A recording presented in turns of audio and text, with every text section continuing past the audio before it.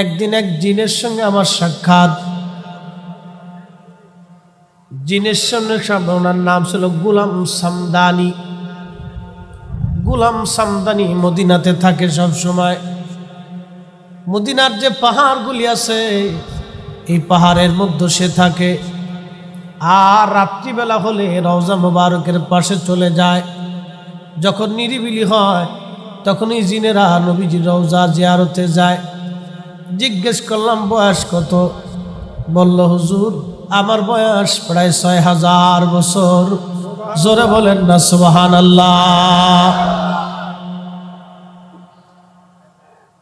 জিজ্ঞেস করলাম পৃথিবীর কোন অলির দরবারে আপনি গেছেন? বলল হুজুর গাউসে পাকের দরবারে বসছি। হুজুর খাজা মাইনুদ্দিন চিশতের দরবারে আমি বসছি।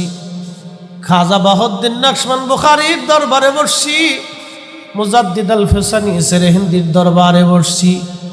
দুনিয়ার বড় বড় অলিদের দরবারে আমার বসা আসা যাওয়া আছে। সুবহানাল্লাহ কি বলবেন? আমি বললাম জিনদের মধ্যে কি নজদি আসেনি? কহা তাও আছে।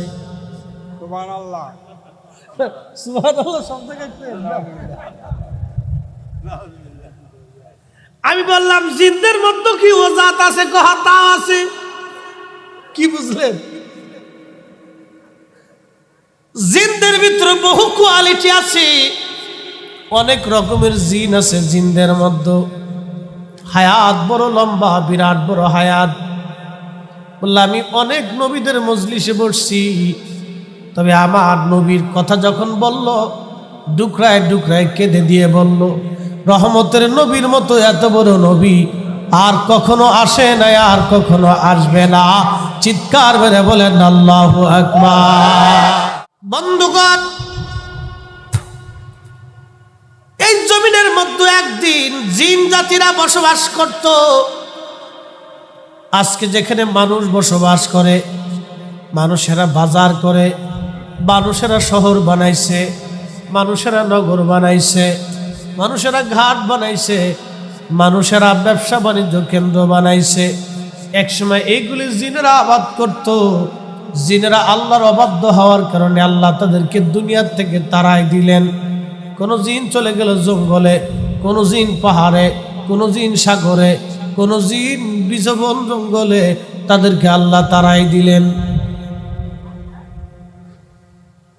মুসনাদ আহমদ, দুঃখিত, মুসনাদ ইমাম আজম লিখেছেন বিশ্ববিখ্যাত ইমামুল আজম আবু হানিফা রাহমাতুল্লাহি আলাইহি। কিতাবের মধ্যে একখানা হাদিস আসছে। আল্লাহর নবী বললেন ও আমার উম্মতরা, যখন সন্ধ্যা নেমে আসে, সূর্য ডুবে যায়, আমাদের দেশে বলে কালী সন্ধ্যা, বলে না? আমাদের দেশের আঞ্চলিক ভাষায় বলে কালী সন্ধ্যা। আল্লাহর নবী বলেন এই সময় তোমরা তোমাদের ছোট্ট বাচ্চাদেরকে ঘর থেকে বের করো না। আমাদের মেয়েদেরকেও এই সময় ঘর থেকে বের হয়ে আসা নিষেধ। কেন?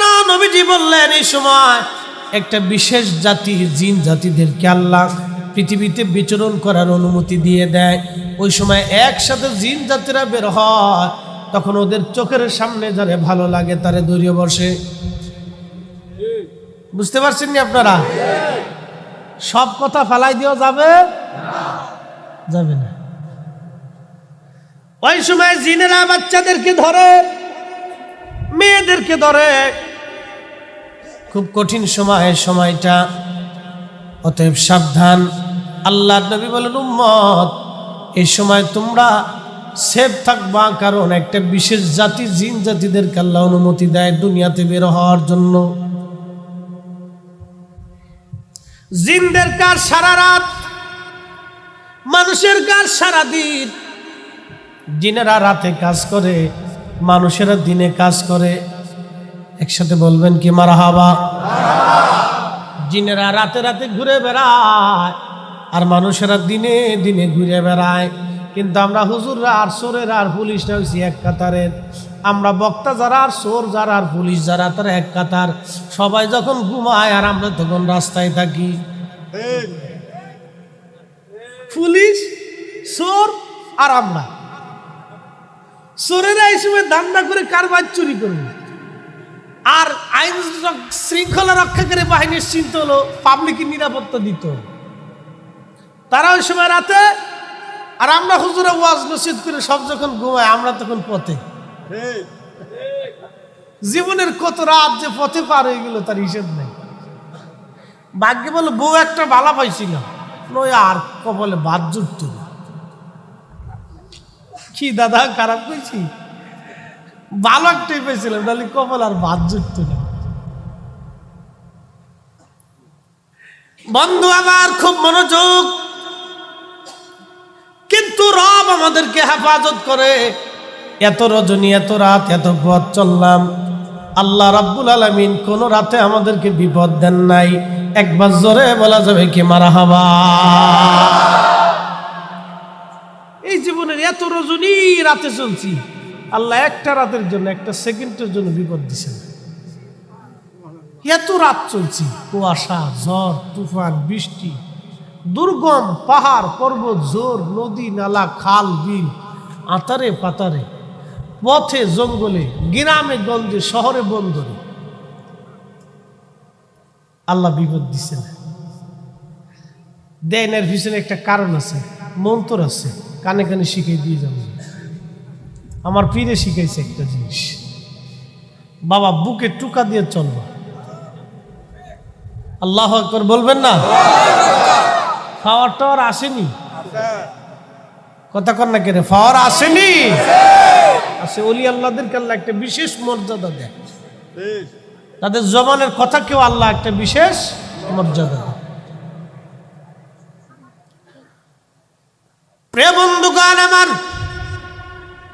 খুবই মনোযোগ দেন। জিন জাতি যত হাজার বছর হায়াত পাক না কেন, আল্লাহ বলেন, কুল হুজুর আপনি বলে দেন, ইন্নাল মাউতাল্লাযী তাফিরুনা মিনহু ফাইন্নাহু মুলাকীকুম। জিনেরা যত বছর হায়াত পাক না কেন, মানব জাতি যত বছর হায়াত পাক না কেন, আল্লাহ ডাক দেয় বলেন, হুজুর আপনি বলে দেন, মরণ তার সাথে মোলাকাত করবে, মৃত্যু তার সাথে মোলাকাত করবে, মরণ থেকে পালানোর কোনো রাস্তা নাই।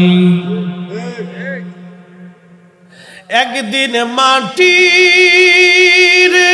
ভিতরে হবে ঘরে, মন আমার কেন বাঁধো দালান ঘর, মন আমার কেন বাঁধো দালান ঘর। একদিন মাটির ভিতরে হবে ঘরে, মন আমার কেন বাঁধো দালান ঘর, মন আমার কেন বাঁধো দালান ঘর। করোনার সময় বাংলাদেশের অনেক বড় বড় বড় বড় ধনী গ্রুপ ইন্ডাস্ট্রি হাজার হাজার কোটি কোটি টাকার সম্পদ রেখে কবরে চলে গেল। অনেকের জীবনীর মধ্যে আসছে, করোনার সময়ে ওই কোটিপতি বাবার পাশে সন্তান দাঁড়াই নাই। কথা কন, সত্য কিনা?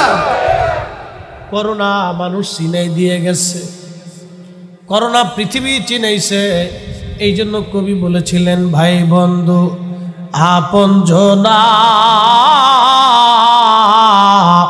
সঙ্গে তোমার কেউ যাবে না রে, ও তোর খালি হাতে একা পথে, হায় হায় খালি হাতে একা পথে যাইতে হবে মন বেরি, দেখ না মন জাক মারিয়ে দুনিয়াদারি। আল্লাহ কোরআনে বললেন, আল্লাযী খালাকাল মাউতা ওয়াল হায়াতা লিয়াবলুয়াকুম আইয়ুকুম আহসানু আমালা।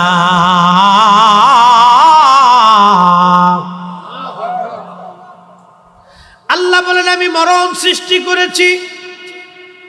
মরণ সৃষ্টি করলেন কে? আল্লাহ। মানব জাতি বানাইলেন আল্লাহ। ফেরেশতারা বলো রব্বুল আলামিন তোমরা মানব জাতি বানাইলা, এই মানব জাতিতে তামাম দুনিয়া ঘুরে যাবে, জায়গা হবে না। আল্লাহ বললেন এ ফেরেশতারা মানব বানাইছি, কিন্তু আমি আল্লাহ আর একটা জিনিস তৈরি করলাম, সেই জিনিসের নাম হলো মৃত্যু। ফেরেশতারা বলল আল্লাহ মরণটা আবার কি? মৃত্যু আবার কি? কারণ ফেরেশতারা তো মরে না, তার একদিন মরণ হবে যখন সিংহায় ফুৎকার করা হবে। ইসরাফিল আলাইহিস সালাম সিংহায় ফুৎকার দিবে। ইদাস সামাউ ফাতারাত, আসমান ভেঙে ভেঙে পড়তে থাকবে। ওয়া ইদাল কাওয়াকিবু তাসারাত, আর নক্ষত্র রাজিগুলি ভেঙে ভেঙে পড়তে থাকবে। সেই দিন ফেরেশতাদের মরণ হবে। ফেরেশতারা তো জানে না মৃত্যু কি জিনিস। আল্লাহ বলেন ও ফেরেশতারা আমি আল্লাহ মরণ সৃষ্টি করলাম। মরণটার একটা রূপ আছে, একটা আকৃতি আছে। ফেরেশতাদেরকে তৈরি করার পরে আল্লাহ মরণ দেখানোর জন্য সব ফেরেশতাদেরকে আল্লাহ কাতার করে দাঁড়া করাইলেন। ট্রিলিয়ন বিলিয়ন লক্ষ লক্ষ হাজার হাজার কোটি কোটি ফেরেশতা আল্লাহর সামনে দাঁড়ায় গেল। আচ্ছা কি ছিল?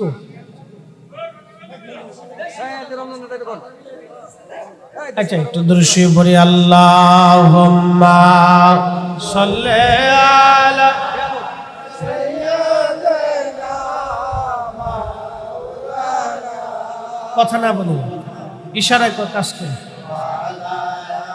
আলি সাইয়্যিদিনা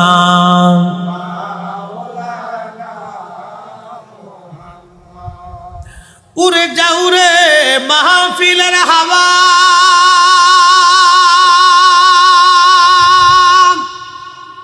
যাও রে উড়ে মদিনায়, আমাদের দুরুদ পৌঁছে দিও নূর নবীজির পাক রওজায়। আল্লাহুম্মা হ্যাঁ মাশাআল্লাহ।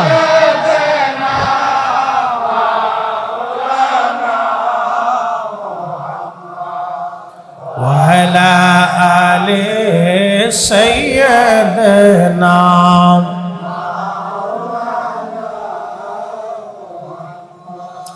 ও মেঘনার মুসলমান, মাইকের আওয়াজ যত দূরে যায় সোনাকান্দাবাসী, হে মা বোনেরা, পর্দার আড়াল থেকে যারা কথাগুলি শুনেন, আল্লাহ মরণ সৃষ্টি করলেন। আল্লাযী খালাকাল মাউত, আমি আল্লাহ, আমি সেই রব যিনি তোমাদের জন্য মরণ সৃষ্টি করলাম। এই মরণটা সৃষ্টি করার পরে আল্লাহ সব ফেরেশতাদেরকে কাতার করে দাঁড়া করাইলেন। ফেরেশতারা দাঁড়ায় গেল। আল্লাহ মরণটাকে তার আকৃতি দিয়া যখন ফেরেশতাদের সামনে আসলো, আমার দিকে তাকান, যখন মরণটাকে আল্লাহ তার আকৃতি দিয়া ফেরেশতাদের সামনে আল্লাহ পাক আনলেন, মরণের এমন ভীষণ রূপ, বিকট চেহারা, ভয়ঙ্কর রূপ, এই চেহারা দেখে ফেরেশতারা অজ্ঞান হয়ে পড়ে গেলেন। একসাথে বলা যাবে কি আল্লাহু আকবার। মরণের এমন কঠিন চেহারা, এমন রূপ, ভয়ঙ্কর দৃশ্যখানা দেখে আজরাইল যে মরণ নিয়া মানুষের হরণ করে, মায়ের কোল থেকে সন্তান কেড়ে নিয়ে চলে আসে, সন্তানের কোলের মধ্যে মাকে কেড়ে নিয়ে চলে আসে, ভাইয়ের কোলের ভিতর থেকে ভাইকে কেড়ে নিয়ে চলে আসে। আজরাইল পর্যন্ত অজ্ঞান হয়ে পড়ে গেলেন। তা ওরা কত বড় ফেরেশতা জানেননি? হাদিসে কারিমার মধ্যে আসছে জিব্রাইল আর আজরাইল এত বড়, এত বিরাট বড় ফেরেশতা, সৃষ্টির মধ্যে যত পানি আছে, শুধু জমিনে না, এই যে পৃথিবীতে আপনি আছেন, এই পৃথিবীতে 7টা মহাসাগর আছে, 7টা মহাসাগরে কি পরিমাণে পানি হবে একটু চিন্তা করেন। 7টা মহাসাগর ছাড়া আরো আনুষঙ্গিক সাগর আছে, বিরাট বড় শাখা প্রশাখা সাগর, এরপরে বিরাট বড় বড় নদী, ঝর্ণা, পানির নিচে, জমিনের নিচে পানি, এই সব যাবতীয় পানি। এই জমিনের নিচে আরো একটা জমিন আছে, সেই জমিনেও সাগর আছে, সেই জমিনেও পানি আছে, সেই জমিনের নিচে আরো আরেকটা জমিন আছে। এরকম 7টা জমিন আছে। 7টা জমিনের ভিতরে আল্লাহ পাক এরকম সাগর আর মহাসাগর বানায় রাখছে। একসাথে ধরে বলা যাবে কি সুবহানাল্লাহ। এই জন্য আল্লাহ বলছেন কুলিল্লাহুম্মা মালিকাল মুলকি তুতিল মুলকা মান তাশা।